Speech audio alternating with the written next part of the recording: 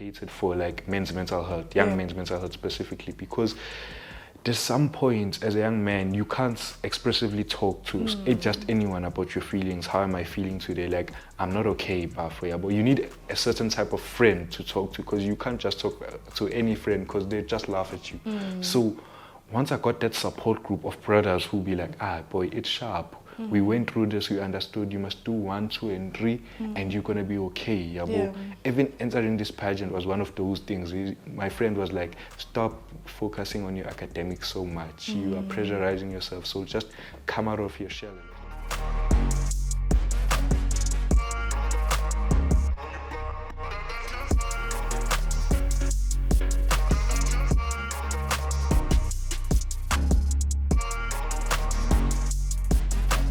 Hello UJ family, my name is Sithole and welcome back. You are watching the Campus Live.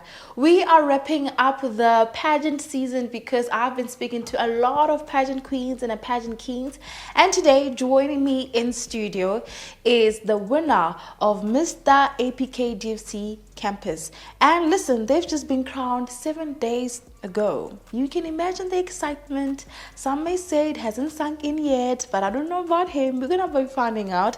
I'm joined by Asanda Khumalo, who is the king of DFC. Welcome.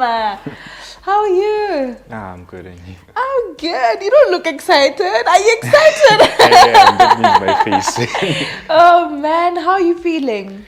I'm happy. I'm happy. I'm genuinely excited to be here. And the competition, I'm just happy. I'm in a good mood. I'm glad. It's been 7 days. Walk me through that day, or 7 days ago, the day of the finale. What was going on with you? How were your emotions? Did your shoe go missing? How did everything go?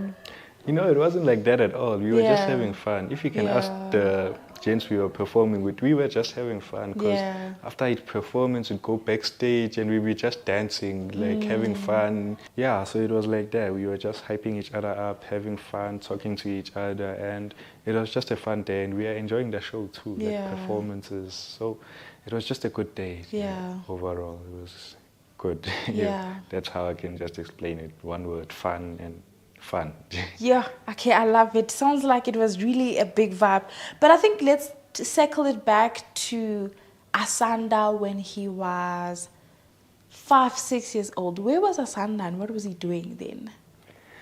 At that age, I think I was in grade 1, obviously. But I was still a young kid. I lived in Howick, a place called Howick in KwaZulu-Natal, and I used to live with my mother and father. My mother used to work, she was at a restaurant, and my father was to be a salesman. So I was a young kid, but I was a very weird kid, you may say. Weird? Because I wasn't the type of kid to go out a lot. I liked to, but I wasn't that type, and I was very introverted because I lived most of my days I spent them alone. So during those days, I used to have Legos. You see the small bricks that you combine together. And I used to play with them a lot. So it was just me and my toys and some video games. But I think I got video games when I was about 12. But it was me and my toys and just having fun.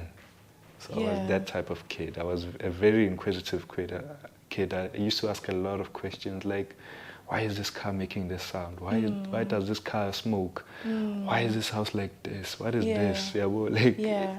At a point it sometimes got irritating to my parents. I had a lot of maybe some questions they can't answer.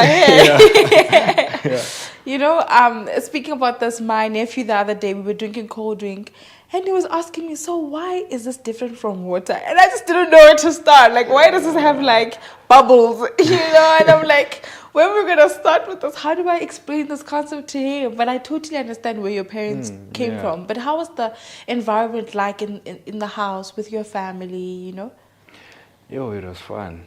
It was fun. I mostly spent a lot of time with my father because he raised me at those ages. My mother used to work a lot and she used to come back at night. So my father would wake me up, help me get ready for school, take me to school. He'd fetch me from school, and I was usually with him for the whole day. And I'd only see my mother like maybe after school, Yeah. if she was there, then it was like fun though. I grew up, and yeah, during those ages, then my sibling was born, I think 2016. Yeah, my younger brother, he brought a little fun to my life. Yeah, You had someone to play with. yeah, I had someone to play with. That's when we moved, I think, to Vergafontein in Pietermaritzburg. Yeah. Yeah, that's when I had exposure to like the rural environment, because it's very rural there, like Semakaya. Yeah. So it was fun there too. That's when I grew up a lot, because I went out to play with the other boys. Like we got into a lot of trouble, because I remember we used to swim in like rivers. Yo, I would beat you as my child. Yeah, my mother, yo. That's quite dangerous, hey. Yeah, my mother used to beat us. 'cause, Yeah. yo, But we- did you guys understand the danger of what you guys were doing at that time with no supervision? No. How old were you then? I think I never stopped. I stopped doing it when I was about 16, 17. Okay. Yeah. Okay. I stopped swimming there, but I was very young. I started maybe 8 years old, 9 years old. And we Yeah. didn't know. It was just us having Yeah. fun. Oh my goodness. Yeah. So it was us having fun. I think I got a wake-up call in about 20, I don't remember the year exactly, but between 2019 and 2021, when one of my friends passed away, Oh no. because he drowned apparently in the river. So that's when we saw tables, things can happen. Yeah, And it's quite true. yeah, it was one of the saddest years, because Yeah. we went through a lot. Yeah. And it was like, I wasn't there, but when they were telling us the stories about him, we were like, what? How did this happen? Yeah, well, I think I was still in primary, so like grade 7. So yeah. I was like, how? Because we didn't know that things like this can happen. So yeah, that was a very tragic moment. That's when I like took a break from all that, and we were like, we stopped actually going to swim. So yeah, that's when my life changed about rivers. I was like, no more. But hey, I guess sometimes for you to learn, you have to learn through experience. Hey, Yeah, you have to learn, because sometimes if your parents keep saying don't swim in the river, and you don't understand the dangers or anything related to the swimming in the rivers, I mean, you wouldn't stop. But now, because something tragic like this happened, then it was like a big wake-up call. Big wake-up call there. Yeah, sure. But I think it grew us up. Like growing up in that environment, even for me in the future, even if I was to have a son, I would like for him to grow up in that environment, because compared to the environment like township, it's not that conducive. They are not that together. It's like, if I see someone on the streets, it's like, I know this person. I cannot do just anything around them. If they see me, they're gonna do something. If someone was to see me smoking, they're gonna hit me and take me home. And be like, your child is doing this and this and this and this. So we were raised by the community in a sense. Which you can't just do anything. So it took a lot for you to get out of the community's hand. Once you get out of their hand, they're like, we tried. So I like that environment a lot, because in that township, it's like, he's doing what he's doing. You're on your own. We don't care. So I like the environment, and I like the things we did, because one day we are just walking, riding horses sometimes, and sometimes we find ourselves in a forest. There was a close forest near where I lived, so we find ourselves there doing weird things. I don't know why and how. So it seems like you had quite an adventurous life, hey? Yeah, it was like, it was fun. Yeah. I didn't watch the TV, like at my peak ages, like 11, 12, 13, 14, I didn't watch TV much, because I was always out, and my mother, hated washing my clothes, because sometimes it's brown, it's all brown, and she used to buy me certain type of clothes, because she knew, once I get out that gate, it's chai. It's chai.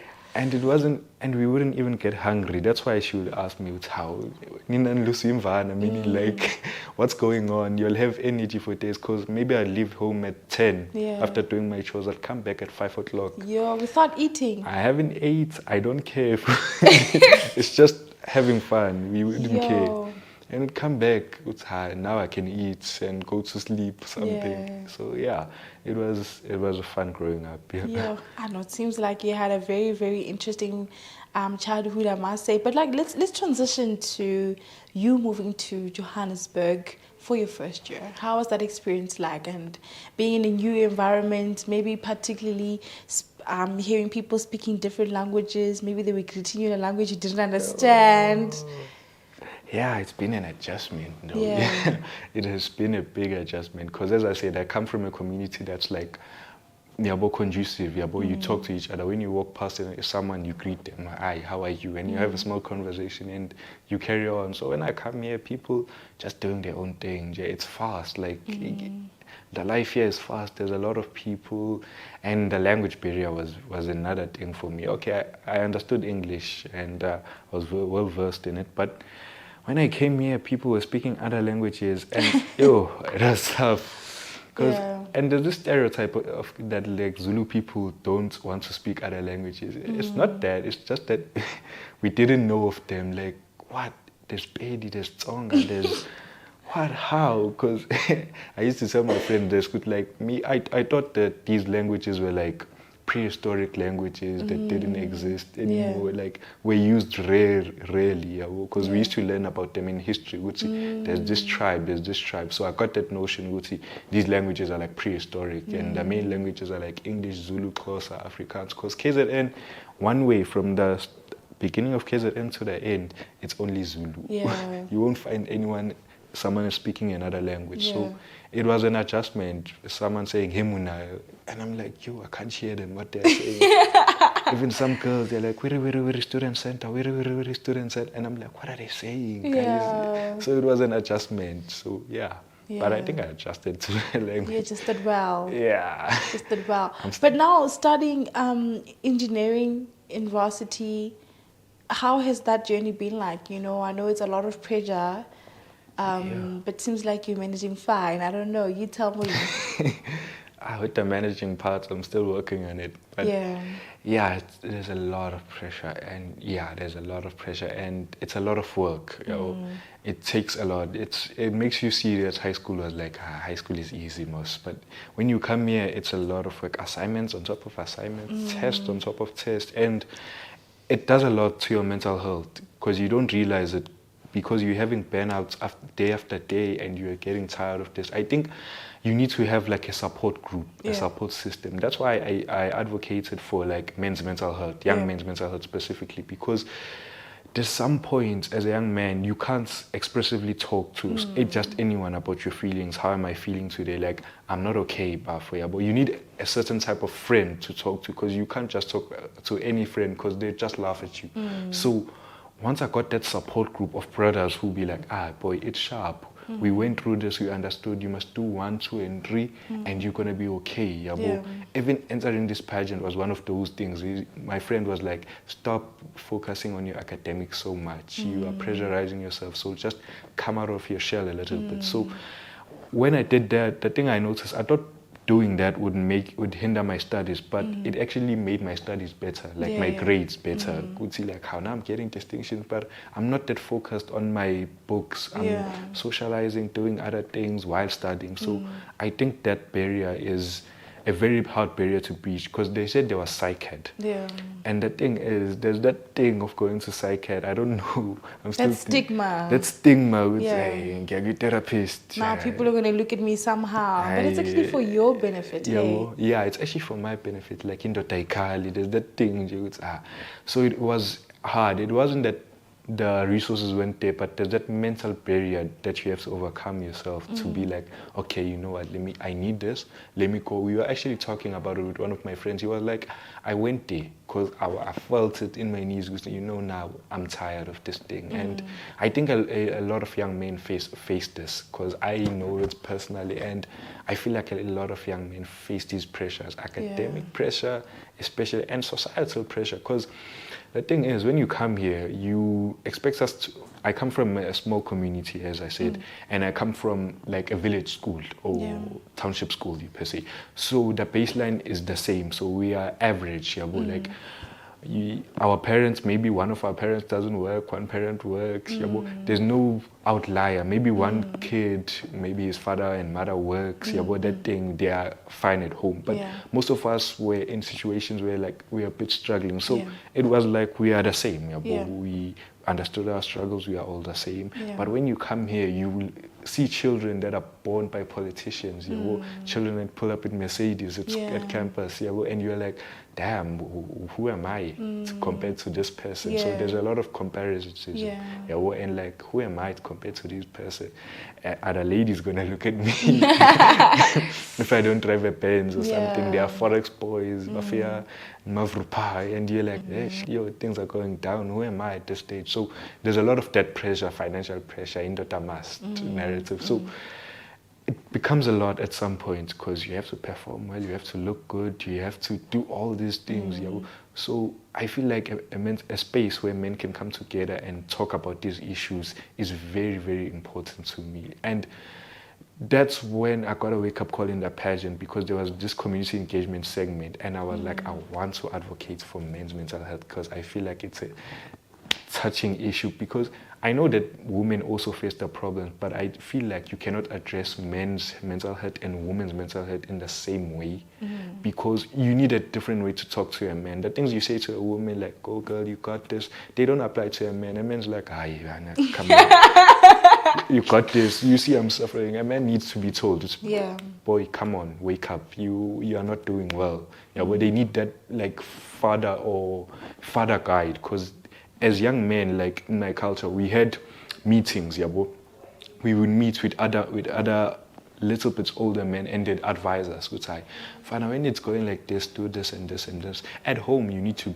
be like this and this and this and this and this. You are your father's like predecessor, so you must do this and this and this and this and this. This is how, when you're facing these issues, do this, call who, talk to someone like this." And it became an environment that you love going to and speaking to those friends of yours or brothers. I took them as brothers. So I wanted to create that type of environment here because I feel like we need it a lot. So that's... Sure. Oh, man, I understand why you got the title. Hey, but speaking about the title, what are you planning to do with it? You speak about what you want to do with your fellow brothers on campus and maybe outside campus, but like when at the end of your reign, when people look at your legacy and say, Asanda Khumalo did this and this and this, what do you want people to say about you? So as you know, I come from Donfontein campus, which is recognized as one of the most boring campuses in UJ. I feel like I want to bring light to that campus, like bring fun, a sense of enjoyment, because most of the students are like, it's STEM. It's a STEM campus: science, technology, engineering, and mathematics. So those are the courses you find there. So most of the students are focused. They're like always studying. They don't have time to socialize. So I would like to make that campus a more fun campus. And on the mental health side of men, I would like to bring young men together, because I know I'm not alone in this. There are other young men who are struggling through the same problems, who are in the same position, and it can sometimes become suicidal, because we've had cases of that, and it makes me feel sad that someone can go through that to that extent with their life, and I feel what they're feeling. It's a lot of pressure, and it usually goes unnoticed most times. So I would like to address that. What I was planning to do is like have sessions where we can come together as young men and go to the gym. Like not the UJ gym per se, but like do workouts outside, like cross fitness, and engage with each other, talk to each other, and have a blast. Because one thing people don't realize about working out and going to the gym, it's psychological. It's a more psychological thing. It makes your body look good, but psychologically, it's where you distress. And if you have brothers there, people you work out with, you get a sense, okay, I can talk to these guys, I can have fun with these guys, and those are your real brothers, because you like working out with them, you talk to them, and it also gives you a sense of life, because in the gym, there are many people in there. There's one guy that's bigger than you, better looking than you, and they will always look better than you, but you look up to that guy, but there's another guy who wants to be in your position. So the main thing is to focus on where you are right now with yourself and focus on what you are doing. So I want to create that kind of environment where you can come together, maybe on Fridays, bring a bottle, bring your shorts, and let's just work out and have fun. After that, some conversations about life, and just have a blast. Oh, wow. Men's advocate. I like that a lot. Men's mental health advocate. I like that a lot. Yes. I appreciate that. You're very smart, hey. You're very smart. Well, yeah. But thank you so much for joining me today. Truly, truly appreciate it. And I hope with your title, you are going to save a lot of lives and impact a lot of lives, especially on campus, for a lot of men or guys who are going through a lot, but they are not advocating. I mean, they are not vocalizing what they're going through. You know, they are keeping quiet and dying inside. So I hope with your story and what you're advocating for, it will create a platform for young men to be able to, you know, to talk about their issues and their struggles, and to, you know, to open up and to realize that they're not alone, but they have people like you, you know, who have maybe or not walked the same journey as them, and you know, you can be able to balance 1, 2, 3, and 4, and 5, and 6 with them. So all the best, and I hope that you become a light in your campus and bring that fun to the campus as well. And saying thank you so much, Asanda. Thanks. Thank you for having me. It's a pleasure. It's a pleasure.